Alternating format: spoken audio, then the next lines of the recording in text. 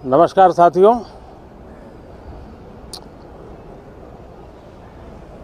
2023 का वर्ष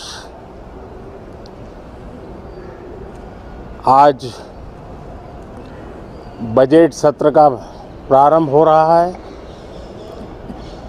और प्रारंभ में ही अर्थ जगत के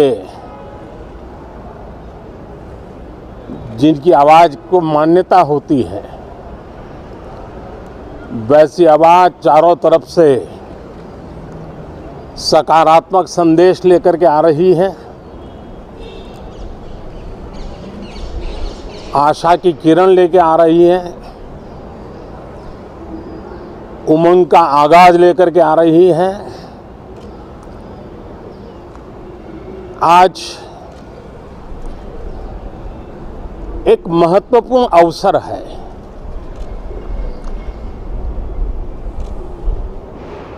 भारत के वर्तमान राष्ट्रपति जी की आज पहली ही संयुक्त सदन को वो संबोधित करने जा रही है।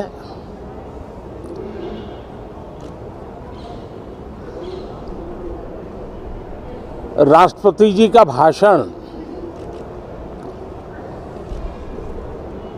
भारत के संविधान का गौरव है, भारत की संसदीय प्रणाली का गौरव है और विशेष रूप से आज नारी सम्मान का भी अवसर है और दूर सुदूर जंगलों में जीवन बसर करने वाले हमारे देश के महान आदिवासी परंपरा के सम्मान का भी अवसर है। न सिर्फ सांसदों को, लेकिन आज पूरे देश के लिए गौरव का पल है कि भारत के वर्तमान राष्ट्रपति जी का आज पहला उद्बोधन हो रहा है और हमारे संसदीय कार्य में गत 6-7 दशक से जो परंपराएं विकसित हुई हैं, उन परंपराओं में देखा गया है कि अगर कोई भी नया सांसद जब पहली बार सदन में बोलने के लिए खड़ा होता है तो किसी भी दल का क्यों न हो, जो पहली बार बोलता है तो पूरा सदन उनको सम्मानित करता है, उनका आत्मविश्वास बढ़े उस प्रकार से एक सानुकूल वातावरण तैयार करता है। एक उज्जवल और उत्तम परंपरा है। आज राष्ट्रपति जी का उद्बोधन भी पहला उद्बोधन है। सभी सांसदों की तरफ से उमंग, उत्साह और ऊर्जा से भरा हुआ आज का ये पल हो, ये हम सबका दायित्व है। मुझे विश्वास है हम सभी सांसद इस कसौटी पर खरे उतरेंगे। हमारी देश की वित्त मंत्री भी महिला हैं। वे कल और एक बजट लेकर के देश के सामने आ रही है। आज के वैश्विक परिस्थिति में भारत के बजट के तरफ न सिर्फ भारत का लेकिन पूरे विश्व का ध्यान है। डावाडोल